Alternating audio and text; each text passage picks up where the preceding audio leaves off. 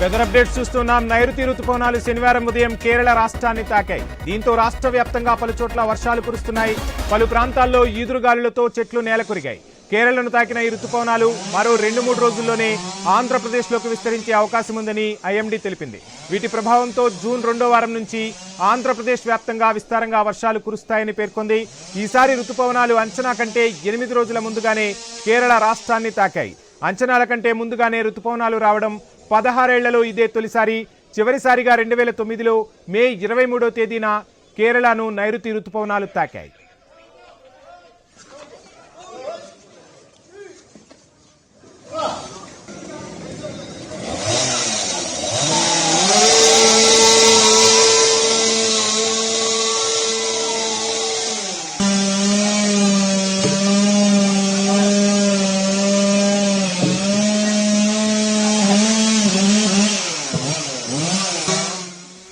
ఇక వీటి ప్రభావంతో ఆంధ్రప్రదేశ్లో 26, 27 తేదీల్లో భారీ నుంచి అతి భారీ వర్షాలు కురుస్తాయని వాతావరణ శాఖ తెలిపింది.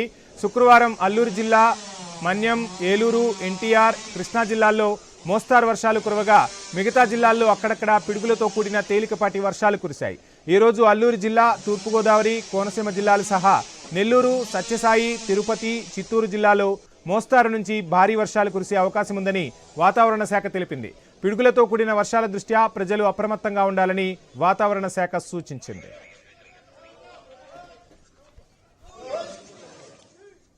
వెదర్ అప్డేట్స్ కు సంబంధించి ఫుల్ డీటెయిల్స్ మా విశాఖ ప్రతినిధి రాజు అందిస్తారు. రాజు, వంశీ, ఏదైతే గత కొద్ది రోజులుగా చెప్తున్నట్టుగానే ఆ వాతావరణ శాఖ అధికారులు ముందుగా సూచించిన ప్రకారం, ప్రమాణాల ప్రకారం ఇప్పటికే కేరళ అయితే నైరుతి రుతుపవనాలు తాకినట్టుగా తెలుస్తోంది. ప్రస్తుతం అరేబియా సముద్రంలో ఉన్నటువంటి అల్పపీడన ప్రభావంతో పాటు నైరుతి రుతుపవనాల తాకిడి కూడా కేరళను తాకడంతో వర్షాలు అయితే విస్తారంగా పడే అవకాశాలు కనిపిస్తున్నాయి. మరోవైపు ఈ అల్పపీడనం కాస్త వాయుగుండంగా మారే అవకాశాలు కూడా ఉన్నాయి. అసలు ముందుగా ఈ నెల 27వ తేదీన నైరుతి రుతుపవనాలు కేరళలో తాగుతాయని చెప్పినప్పటికీ కూడా 3 రోజుల ముందుగానే ఈ నైరుతి రుతుపవనాలు అయితే కేరళను తాకడం కొంత ఆనందకరమైన విషయంగానే చెప్పుకోవచ్చు.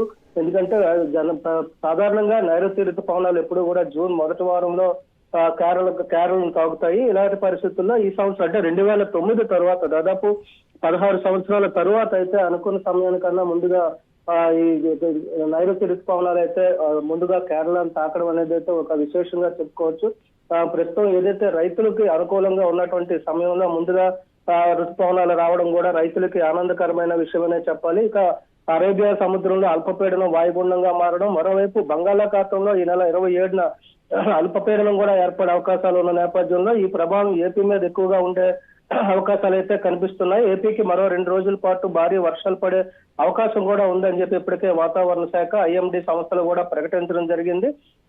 దీనికి తోడు నైరుతి రుతుపవనాల ప్రభావం కూడా ఏపీ మీద ఎక్కువగా ఉండే అవకాశాలు కనిపిస్తున్నాయి. అటు నెల్లూరు, రాయలసీమ, ఉత్తర కోస్తా, దక్షిణ కోస్తా జిల్లాల మీద అయితే వీటి ప్రభావం ఎక్కువగా ఉంటుందని చెప్పి చెప్పుకోవచ్చు. దీనికి సంబంధించి కూడా అధికారులు అయితే అప్రమత్తమయ్యారు. కోస్తాంధ్రలో అక్కడక్కడ ఇప్పటికే ఉరుములతో కూడినటువంటి వర్షాలు పడుతున్నాయి. ఉత్తరాంధ్ర వ్యాప్తంగా కూడా గత 2 రోజులుగా కూడా వర్షాలు అయితే పడుతున్న పరిస్థితి ఉంది. ఈ నేపథ్యంలో ఎన్టీఆర్ జిల్లా, గుంటూరు, పల్నాడు, కృష్ణా, నెల్లూరు, కర్నూలుతో పాటు కడప, విజయనగరం, విశాఖపట్నం, శ్రీకాకుళం, అల్లూరి సీతారామరాజు, తూర్పుగోదావరి జిల్లాల్లో అయితే చెదురుమదురుగా కురుస్తున్నటువంటి వర్షాలు కురుస్తున్న నేపథ్యంలో ఆయా జిల్లాల్లో రాబోయే 2 రోజుల్లో కూడా భారీ నుంచి అతి భారీ వర్షాలు అయితే కురిసే అవకాశం ఉన్నట్టు ఐఎండీ అయితే హెచ్చరికలు జారీ చేసింది. అలాంటి పరిస్థితుల్లో ఎక్కడా కూడా అటు ప్రజలకు కానీ, ఇటు మూగజీవాలకు కానీ ఎలాంటి పాడి పంటలకు కానీ ఎలాంటి నష్టాలు కలగకుండా కూడా ముందస్తు చర్యలు తీసుకోవాలని కూడా ఇప్పటికే రాష్ట్ర ప్రభుత్వం ఆయా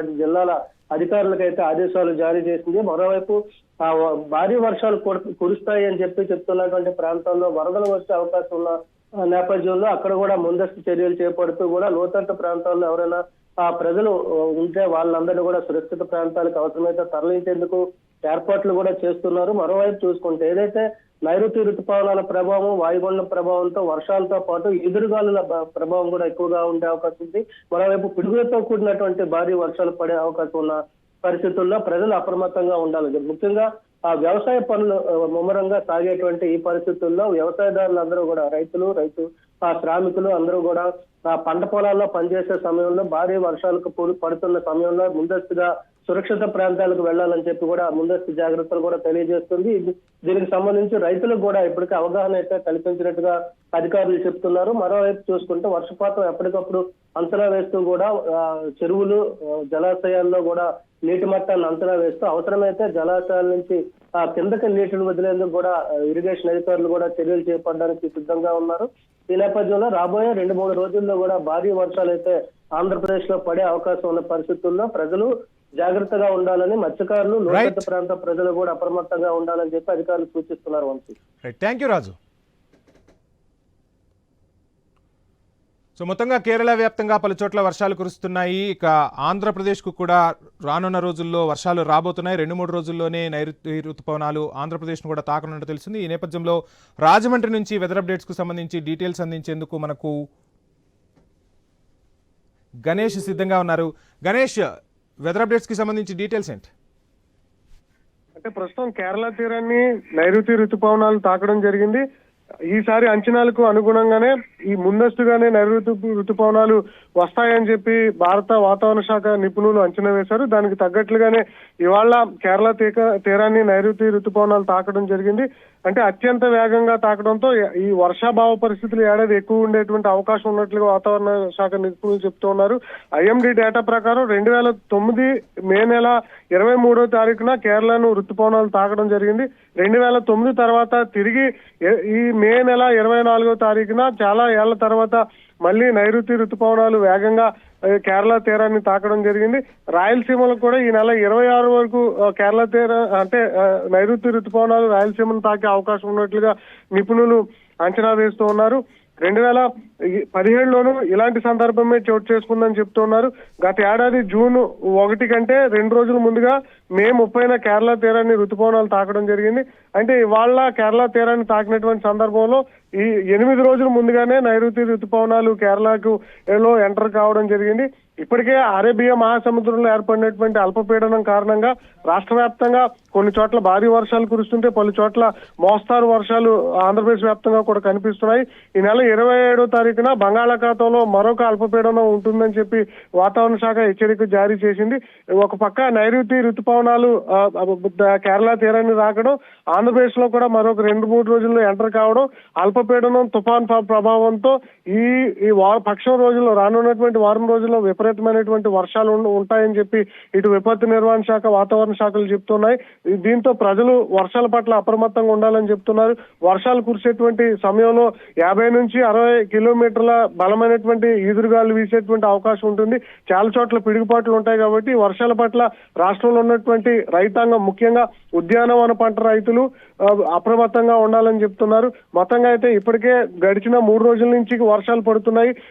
వాస్తవానికి ఇది వేసవకాలం అయినప్పటికీ కూడా వేసవకాలంలో కనిపించట్లేదు, పూర్తిగా వర్షాకాలంలో మారిపోయినటువంటి సిచ్యువేషన్ అయితే కనిపిస్తుంది. ఇప్పటికే నైరుతి ఋతుపవనాలు కేరళ తీరాన్ని తాకడం, ఒక పక్క అల్పపీడన ప్రభావంతో అయితే వర్షాలు ఆంధ్రప్రదేశ్ వ్యాప్తంగా కూడా కనిపిస్తున్నాయి. మురళి, గణేష్, చూస్తుంటాం నార్మల్గా వర్షాలు కురిస్తే గోదావరికి భారీగా వరద వస్తుంది. ఈ నేపథ్యంలో గోదావరి పరిసర ప్రాంత ప్రజలను అప్రమత్తం చేస్తున్నారా? అధికారులు ఏం చెప్తున్నారు అక్కడ?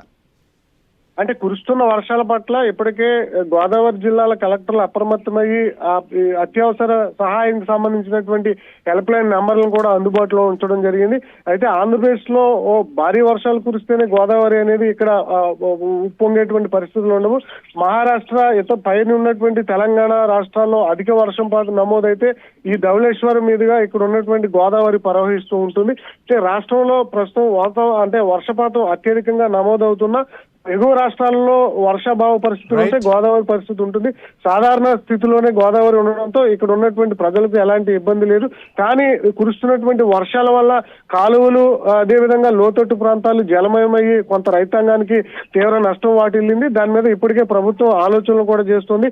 తడిచినటువంటి ధాన్యాన్ని ప్రభుత్వం కొనుగోలు చేసేటువంటి ప్రక్రియ అయితే ఇప్పటికీ కొనసాగుతుంది. అయితే ఇంకా వర్షాలు పడుతున్నాయి కాబట్టి రైతాంగం అప్రమత్తంగా ఉండాలన్న అలర్ట్ని అయితే వాతావరణ శాఖ ఇంకా ప్రజలకు హెచ్చరికలు జారీ చేస్తూ ఉంది. Right, thank you Ganesh.